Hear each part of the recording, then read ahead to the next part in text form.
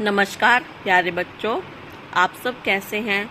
आपका अपने channel learn by fun में स्वागत है। आज की इस वीडियो में हम ज्ञान प्रवाह के पाठ नंबर 7 बालक चंद्रगुप्त के बारे में पढ़ेंगे। यह कथा मौर्य वंश के प्रथम शासक चंद्रगुप्त की बचपन की कथा से जुड़ा हुआ है, जिससे चंद्रगुप्त की बुद्धिमत्ता, सूझबूझ और बहादुरी का परिचय मिलता है। इस कहानी को एक नाटकीय रूप में प्रस्तुत किया गया है, जिसके मुख्य पात्र हैं चंद्रगुप्त, चाणक्य, स्त्री, सभासद, प्रधानमंत्री, महाराजा नंद, महिपाल, भद्रसेन, राजदूत, कुछ बालक। चलिए कहानी की शुरुआत करते हैं। स्थान है पाटलिपुत्र का पिपली कानन। जैसा कि आप सब देख सकते हैं कि इस चित्र में एक लड़का ऊंची चट्टान पर बैठा हुआ है, जिसकी उम्र 10 से 12 साल है, जो चंद्रगुप्त का अभिनय अदा कर रहा है। सामने कुछ बालक हैं जो प्रजा का अभिनय कर रहे हैं। खुले मैदान में गायें चर रही है।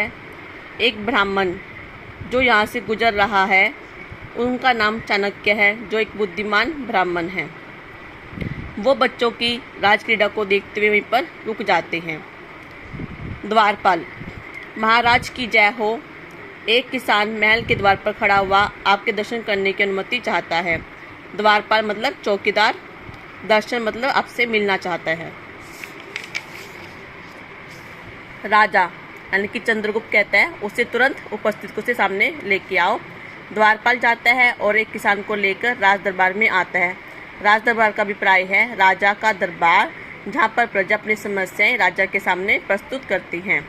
किसान, महाराज की जय हो। राजा, क्या बात है, तुम यहाँ कैसे आए। किसान, महाराज, मुझे न्याय चाहिए। मेरे पड़ोसी ने कल रात मेरा खेत काट लिया। मैंने जब उससे कहा कि मैं राज दरबार में शिकायत करने जा रहा हूँ, तो उसने मुझे जान से मार डालने की धमकी दी। अब मुझसे यह सहा नहीं जाता। राजा, गलत काम करने वाले की यह हिम्मत। चंद्रगुप्त के राज्य में कोई अन्याय नहीं कर पाएगा। सेनापति, जो व्यक्ति इसे जान से मारने की धमकी दे रहा है, उसे तुरंत उपस्थित करो, मतलब उसे मेरे सामने लेकर आओ। सेनापति, सेनापति का अभिप्राय है जो सेना का प्रधान होता है। जो आज्ञा महाराज। सेनापति 2 सैनिकों को लेकर बाहर जाता है। चंद्रगुप्त, तुम्हारे पास कितनी खेती है। किसान, महाराज, खेती तो कम है, लेकिन गुजर मतलब गुजारा हो जाता है। सेनापति का प्रवेश। सिपाही दोषी व्यक्ति को बांधकर लाते हैं। सेनापति, महाराज की जय हो। अपराधी हाजिर है। हाजिर मतलब आपके सामने है। चंद्रगुप्त, क्यों जी, तुम पर अभियोग है। अभियोग का अभिप्राय है तुम पर आरोप लगा है कि तुमने इस व्यक्ति का खेत काट लिया है और उसे जान से मार डालने की धमकी दी है। क्या यह सच है। अपराधी चुप रहता है। चंद्रगुप्त, चंद्रगुप्त के राज्य में सबको अपना बचाव करने के लिए अपनी बात कहने का पूरा अधिकार है। बोलो, क्या यह सच है। अपराधी, हाँ महाराज, यह सच है, मुझसे गलती हुई है। चंद्रगुप्त, तुमने अपना अपराध स्वीकार कर लिया, इसलिए हम तुम्हें कोई कठोर दंड नहीं दे रहे। जाओ और इसका सारा सामान इसके घर पहुंचाओ। दंड स्वरूप 10 डलिया अनाज और देना होगा। दंड स्वरूप मतलब तुमने गलती की है तो उसका भुगतान करना होगा, कि तुम्हें 10 डलिया अनाज और देना होगा। अपराधी, जो आज्ञा महाराज। अपराधी और किसान राज दरबार से चले जाते हैं। एक ब्राह्मण राजा के सामने उपस्थित होता है।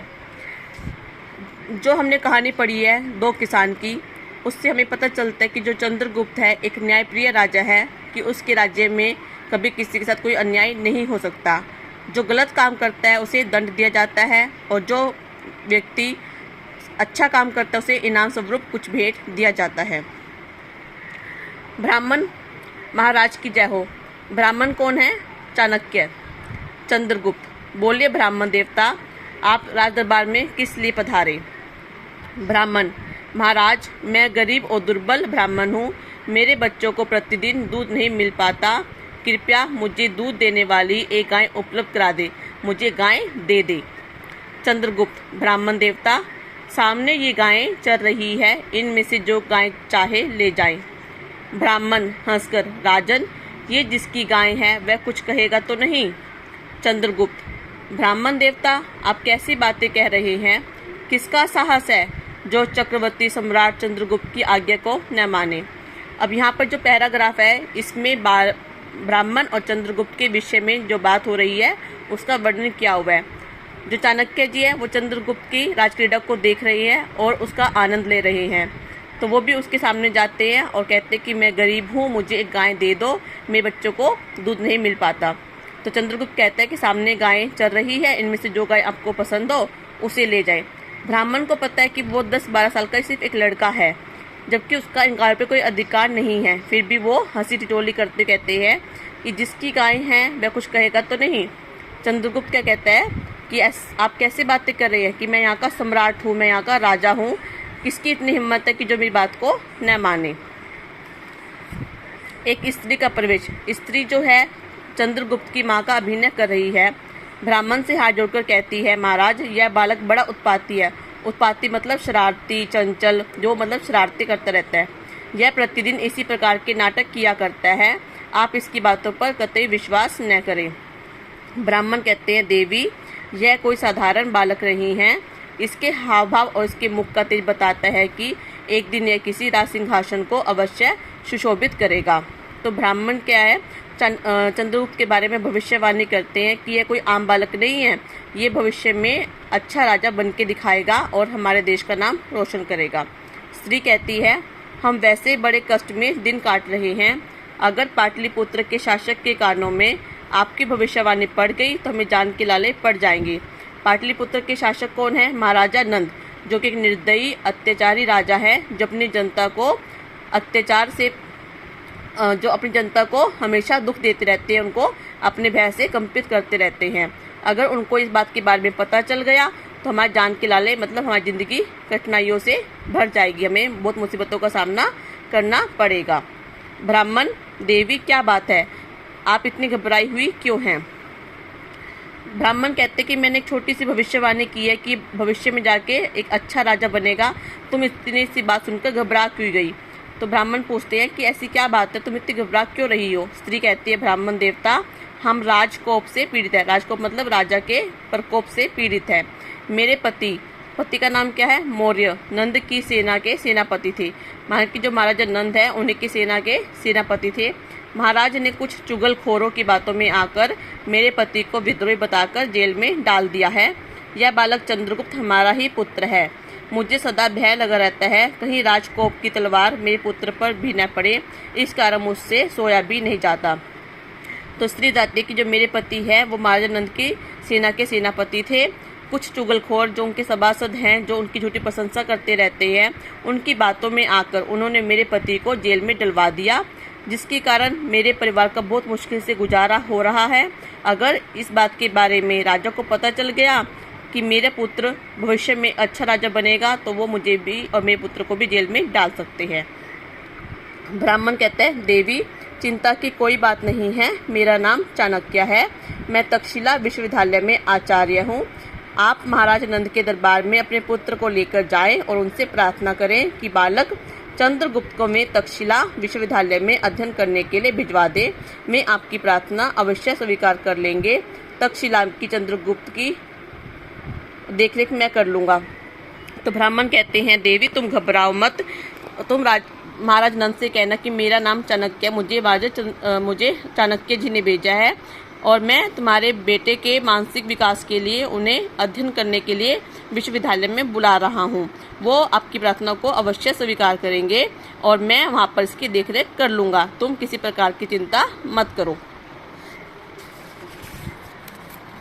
स्त्री कहती है, ब्राह्मण देवता आप तो मुझे अपने ही हाथों से अपना सर्वनाश करने के लिए कह रहे हैं। अगर महाराज को पता चल गया कि यह विद्रोही सेनापति का पुत्र है तो वे इसे तक्षशिला न भेजकर कारागार में इसके पिता के पास ही भेज देंगे। तो स्त्री है वो और घबरा जाती है, वो कहती, ब्राह्मण देवता मुझसे कैसी बातें कर रही हैं? अगर उन्हें पता चल गया कि विद्रोही सेनापति का ही पुत्र है तो वे इसे विश्वविद्यालय में पढ़ने के लिए नहीं भेजेंगे, अपितु अपने पिता के पास जेल में डाल देंगे। आप मुझसे मेरे हाथों से सर्वनाश के लिए क्यों कह रहे हैं? चाणक्य कहते हैं, देवी आप धैर्य धारण करें, मैं आपको आश्वासन देता हूँ कि बालक को कोई अनिष्ट नहीं होगा। मैं आपके और बालक चंद्रगुप्त के भले के लिए ही कह रहा हूँ। तो चाणक्य स्त्री से कहते हैं कि आप धीरज धारण करो, घबराओ मत, मैं आपको विश्वास देता हूँ। आश्वासन मतलब विश्वास कि बालक का कुछ भी बुरा नहीं होगा, उसको कोई हानि नहीं पहुँचेगी, आप दोनों सुरक्षित रहेंगे। मैं आपके और बालक चंद्रगुप्त के भविष्य के लिए ही कह रहा हूँ कि भविष्य में अच्छा राजा बनेगा और इसके भले के लिए इसको पढ़ना बहुत आवश्यक है। स्त्री कहती है, जो आज्ञा गुरुदेव, पर्दा गिरता है। बच्चों, ये थी बालक चंद्रगुप्त का पार्ट 1। आपको आज की वीडियो कैसी लगी प्लीज़ मुझे बताइएगा। अगर आपने मेरी वीडियो को अब तक लाइक, शेयर और सब्सक्राइब नहीं किया है तो प्लीज़ करना मत भूलिएगा। Thank you.